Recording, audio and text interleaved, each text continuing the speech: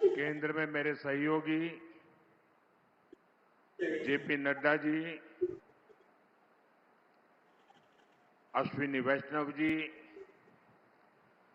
संसद में मेरे साथी मनीष तिवारी जी, यहां सभागार में भी कई विधायक, मंत्री, सांसद बैठे हुए हैं। अन्य सभी महानुभाव भी आज कईयों के दर्शन हो रहे, पुराने लोगों के। भाइयों बहनों, आज आप सबके बीच आकर मन में खुशी का एक भाव है, अलग ही भाव है। साथियों, चंडीगढ़ केवल एक शहर नहीं है, ये भारत के लिए डेवलपमेंट का एक मॉडल रहा है। चंडीगढ़ जाना जाता है व्यवस्थित विकास के लिए। चंडीगढ़ की पहचान है बेहतर लाइफस्टाइल के लिए, ईज ऑफ लिविंग के लिए। चंडीगढ़ की पहचान है चिकित्सा की बेहतर सुविधाओं के संबंध में। और इस सबके साथ साथ चंडीगढ़ की पहचान है मां चंडी का आशीर्वाद। और इसलिए चंडीगढ़ का विकास हमेशा से एनडीए सरकार की प्राथमिकता रहा है। आपको ध्यान होगा, 1.5 साल पहले देश ने न्याय व्यवस्था में बहुत बड़ा सुधार किया। हम दंड संहिता की जगह भारतीय न्याय संहिता लेकर आए। भारतीय न्याय संहिता यानी दंड आधारित कानूनों की जगह न्याय आधारित कानूनी व्यवस्था। और तब भारतीय न्याय संहिता लागू करने की शुरुआत चंडीगढ़ से ही हुई थी। साथियों, बीते वर्षों में integrated command and control centre, smart traffic management, smart parking और डिजिटल गवर्नेंस चंडीगढ़ को हाईटेक बनाने के लिए ऐसे कितने ही प्रोजेक्ट्स पर काम हुआ है। 2,500 करोड़ से ज्यादा रुपए इस मिशन में खर्च हुए हैं। आज भी यहां हेल्थ, एजुकेशन और इंफ्रास्ट्रक्चर से जुड़े विकास के कई काम शुरू हो रहे हैं। मैं इनके लिए सभी चंडीगढ़ वासियों को बधाई देता हूं। साथियों, यहां आने से पहले मैं हरियाणा के जिंद में था और यहां से इसके बाद मुझे पंजाब के विकास कार्यों के लिए जालंधर जाना है। इन दोनों कार्यक्रमों के बीच आज ये चंडीगढ़ का कार्यक्रम हो रहा है, क्योंकि हमारा चंडीगढ़ हरियाणा, पंजाब, हिमाचल इस पूरे क्षेत्र को जोड़ता है। चंडीगढ़ के विकास से चंडीगढ़ के लोगों का जीवन तो बदलता ही है, साथ ही हरियाणा, हिमाचल, पंजाब और जम्मू कश्मीर के लोगों को भी इससे बहुत लाभ होता है। चिकित्सा सेवाओं के लिए तो चंडीगढ़ इस पूरे क्षेत्र में एक बड़ा हब है। साथियों, जब मैं चंडीगढ़ रहता था तो मुझे कई बार पीजीआई जाना होता था। और कारण क्या?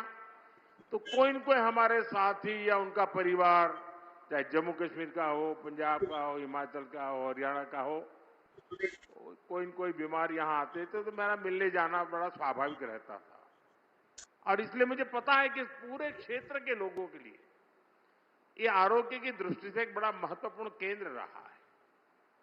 साथियों, आज यहां चंडीगढ़ पीजीआई में एडवांस हेल्थ केयर फैसिलिटीज का विस्तार हो रहा है।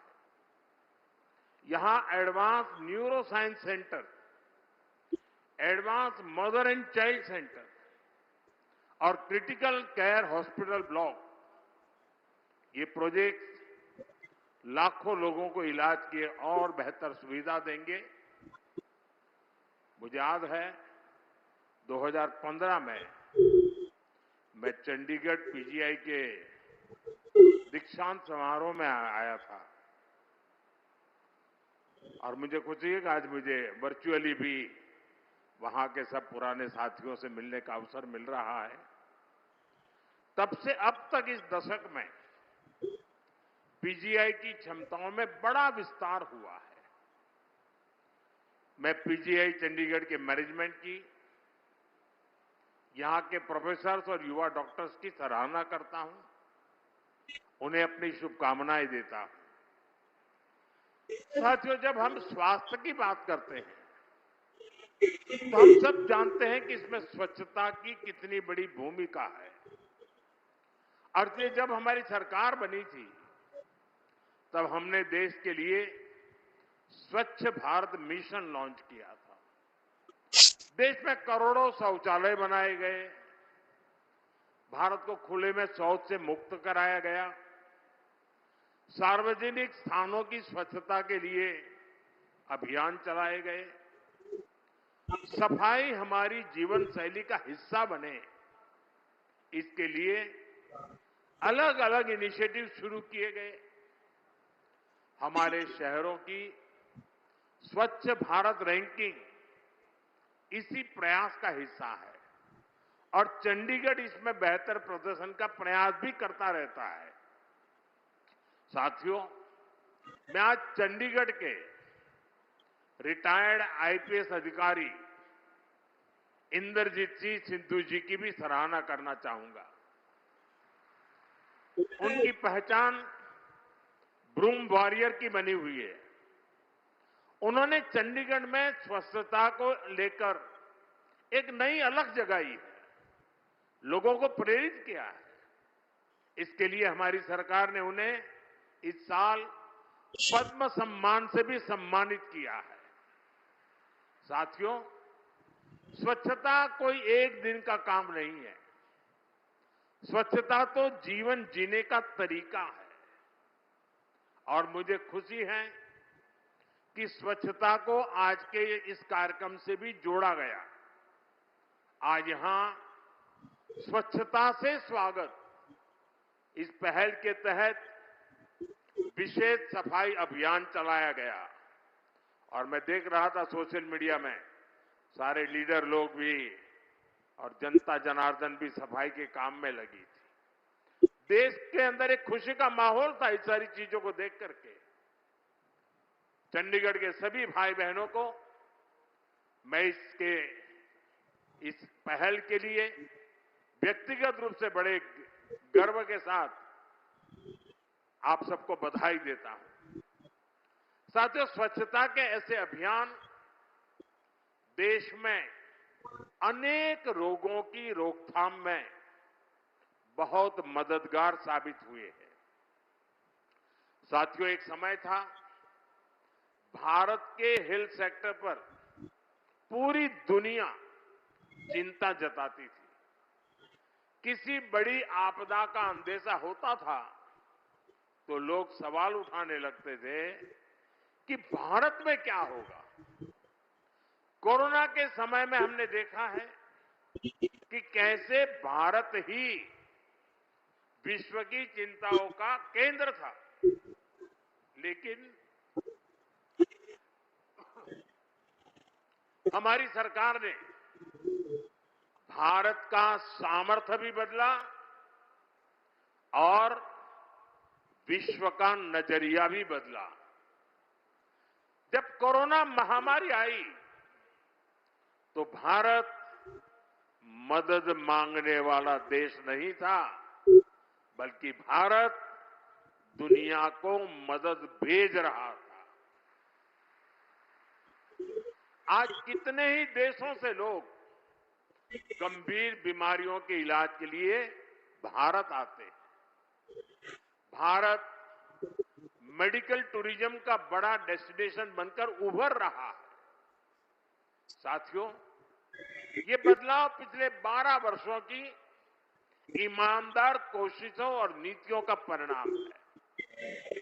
12 साल पहले हमने संकल्प लिया था, हमारे देश के लोग स्वास्थ्य सेवाओं के अभाव में नहीं जिएंगे। हमारे देश के लोगों को इलाज की बेहतर सुविधाएं मिलेगी और कम कीमत में मिलेगी। पिछले 12 वर्षों की देश की सफलता इसी संकल्प का परिणाम है। बीते वर्षों में भारत ने अपने हेल्थ केयर इंफ्रास्ट्रक्चर का तेजी से विस्तार किया है। 2014 के बाद देश में 15 नए एम्स को मंजूरी दी गई है। आज देश के अलग अलग हिस्सों में नए एम्स काम कर रहे हैं। देश भर में सैकड़ों नए मेडिकल कॉलेजों की स्थापना की गई है। कैंसर जैसी गंभीर बीमारियों के इलाज के लिए स्पेशलिटी हॉस्पिटल्स की संख्या भी बढ़ी है।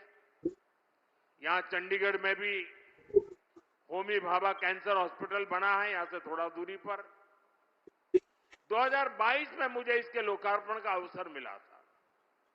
आज यह हॉस्पिटल हजारों मरीजों की सेवा कर रहा है। साथियों, गांव-गांव में प्राइमरी हेल्थ केयर सुविधाओं के विकास पर भी ध्यान दिया जा रहा है। हर स्तर पर हेल्थ सिस्टम मजबूत हो, इसके लिए Ayushman Bharat health infrastructure mission शुरू किया गया है। इसके तहत देश भर में critical care blocks, integrated public health labs और पब्लिक हेल्थ यूनिट जैसी सुविधाओं का नेटवर्क तैयार हुआ है।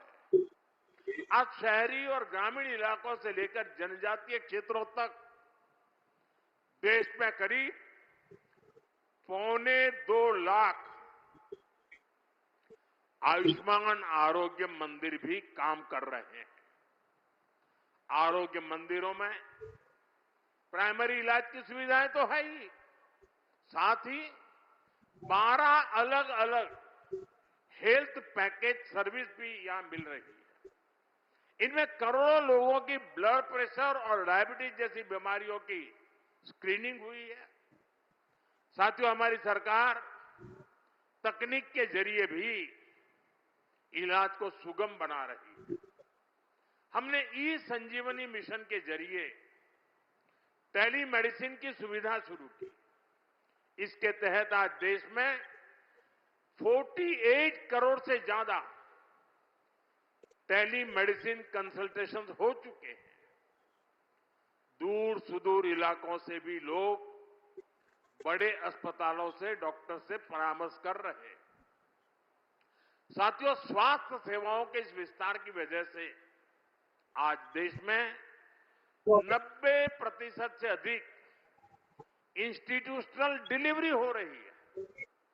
हमारे यहां माता मृत्यु दर में 86% की कमी आई है और शिशु मृत्यु दर में भी बड़ी गिरावट आई है। साथियों, बीमारी के इलाज के साथ ही आज उतना ही फोकस प्रिवेंटिव हेल्थ केयर पर भी है। पोषण अभियान, mission Indradhanush, yoga, HPV vaccination, you win platform, ऐसे कई अहम प्रयासों के कारण करोड़ों लोगों का जीवन सुरक्षित हो रहा है। साथियों, हमने देश को टीबी मुक्त बनाने का संकल्प भी लिया है। इसके लिए टीबी मुक्त भारत अभियान चलाया जा रहा है। जन भागीदारी के जरिए जन जन को जागरूक किया जा रहा है। समय से टीबी की स्क्रीनिंग कराई जा रही है। मरीजों को इलाज मुहैया कराया जा रहा है। इसी का परिणाम है आज देश में टीबी का ट्रीटमेंट कवरेज 90% से ज्यादा हो गया है। पिछले साल आई WHO की रिपोर्ट के मुताबिक 10 वर्षों के भीतर भीतर टीबी संक्रमण भी 21% कम हुआ है। इन प्रयासों का सबसे बड़ा लाभ देश के गरीब को हो रहा है। इसका लाभ हमारे मिडिल क्लास को हो रहा है और ज्यादा लाभ हमारी माताओं बहनों को हो रहा है, क्योंकि माताएं बहनें परिवार के काम को प्राथमिकता देती हैं। बीमारी को सहन करना ये माताओं बहनों ने जैसे अपना एक संस्कार बना दिया है। लेकिन ये प्रोएक्टिव प्रयासों के कारण माताओं बहनों का स्क्रीनिंग हुआ, उनकी देखभाल की गई और आज टीबी मुक्त होने में हमारी माताओं बहनों की संख्या भी बड़ी नोंधपात्र है। भारत में हेल्थ सर्विसेज अब प्रिविलेज नहीं, आज हेल्थ सर्विसेज देश के सामान्य नागरिक का अधिकार बन रही है। साथियों, हेल्थ सेक्टर पर सरकार के फोकस का बहुत बड़ा लाभ भारत के युवाओं को भी हुआ है। हमारे युवा डॉक्टर्स इस बात से परिचित होंगे, पहले डॉक्टर बनने का सपना कितना मुश्किल होता था। युवाओं को डॉक्टर बनने के पर्याप्त मौके ही नहीं मिलते थे, क्योंकि मेडिकल सीटों और मेडिकल कॉलेजों की संख्या बेहद कम थी। हमने इस परिस्थिति को भी बदला है। आज देश में मेडिकल कॉलेजों की संख्या लगभग दोगुनी हुई है। एमबीबीएस और पोस्ट ग्रेजुएट सीटों में रिकॉर्ड बढ़ोतरी हुई है और अब तो चंडीगढ़ पीजीआई में भी एमबीबीएस कॉलेज को मंजूरी दे दी गई है। जल्द ही यहां भी एडमिशन शुरू हो जाएंगे। इससे देश के कितने प्रतिभाशाली युवाओं को ऐसे टॉप इंस्टीट्यूट में पढ़ने का मौका मिलेगा। देश को बड़ी संख्या में बेस्ट डॉक्टर्स मिलेंगे। साथियों, चंडीगढ़ एक ऐसा शहर है जहां एजुकेशन, इंजीनियरिंग, मेडिकल साइंस और रिसर्च से जुड़े बड़े संस्थान एक साथ मौजूद है। बहुत कम शहरों के पास ऐसा सामर्थ्य होता है। आने वाले समय में यही संस्थान नई टेक्नोलॉजी, हेल्थ केयर, स्टार्टअप्स और इनोवेशन के बड़े केंद्र बन सकते हैं। आज एजुकेशन से जुड़ी कई महत्वपूर्ण परियोजनाएं भी इस यात्रा को नई गति दे रही है। पंजाब इंजीनियरिंग कॉलेज में Kurukshetra boys hostel and mess का उद्घाटन हुआ है। सेक्टर 46 के गवर्नमेंट कॉलेज के लिए नया हॉस्टल भी तैयार हुआ है। रिसर्च स्कॉलर्स हॉस्टल की नींव भी रखी गई है। हमारा प्रयास है कि हमारे युवाओं को रिसर्च के लिए बेहतर लैब्स, बेहतर फैकल्टी मिले। जब रिसर्च का माहौल मजबूत होगा तब इनोवेशन भी तेज होगा। Artificial intelligence, semiconductor, advance manufacturing और डीप टेक, ऐसी सभी टेक्नोलॉजी में हमें भारत को आगे लेकर जाना है। मुझे पूरा विश्वास है कि चंडीगढ़ के एजुकेशन इंस्टीट्यूट्स, यहां के शिक्षक और यहां के युवा इस दिशा में महत्वपूर्ण भूमिका निभाएंगे। साथियों, इंफ्रास्ट्रक्चर का विकास किसी भी देश की आर्थिक प्रगति का रोडमैप होता है। इसलिए पहली बार देश में इंफ्रास्ट्रक्चर को होलिस्टिक अप्रोच के साथ विकसित किया जा रहा है। आज चंडीगढ़ में कनेक्टिविटी को लेकर भी कई शुभारंभ हुए हैं। आईटी सिटी से कुराली तक 6 लेन वाले ग्रीनफील्ड हाईवे का उद्घाटन हुआ है। इससे एयरपोर्ट रोड पर दबाव कम होगा। मोहाली और खरड़ के लोगों को जाम से राहत मिलेगी। अंबाला चंडीगढ़ ग्रीनफील्ड हाईवे से PR7 स्पेस पर इसकी आधारशिला भी रखी गई है। ऐसे सभी विकास कार्यों से उद्योग और कारोबार को गति मिलेगी। हमारे चंडीगढ़ में ईज ऑफ लिविंग और बेहतर होगी। साथियों, रीजनल कनेक्टिविटी पर फोकस बढ़ाते हुए आज जालंधर में रेलवे से जुड़े प्रोजेक्ट का भी लोकार्पण होने वाला है। इसका लाभ पंजाब के साथ साथ इस पूरे क्षेत्र को होगा। साथ ही आज ही हरियाणा के जिंद से सोनीपत के लिए देश की पहली हाइड्रोजन ट्रेन भी शुरू हुई है। क्लीन फ्यूल पर चलने वाली ये ट्रेन एक बहुत बड़ी शुरुआत है। मैं इसके लिए भी आप सभी को और देशवासियों को बधाई देता हूं। साथियों, विकसित भारत की यात्रा में हमें फ्यूचर की टेक्नोलॉजी पर, फ्यूचर के ट्रांसपोर्टेशन पर और फ्यूचर की हेल्थ सर्विसेज के पर इसी आधुनिक सोच के साथ आगे बढ़ना है।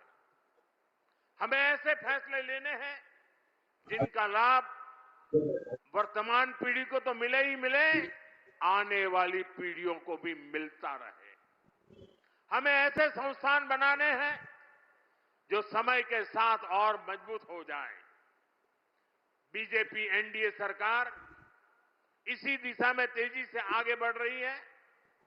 मैं चंडीगढ़, पंजाब, हरियाणा, हिमाचल और इस पूरे क्षेत्र के लोगों को इन नई परियोजनाओं के लिए फिर से बहुत बहुत बधाई देता हूं। आप सबका बहुत बहुत धन्यवाद। मेरे साथ बोलिए, भारत माता की, भारत माता की, भारत माता की। बहुत बहुत धन्यवाद।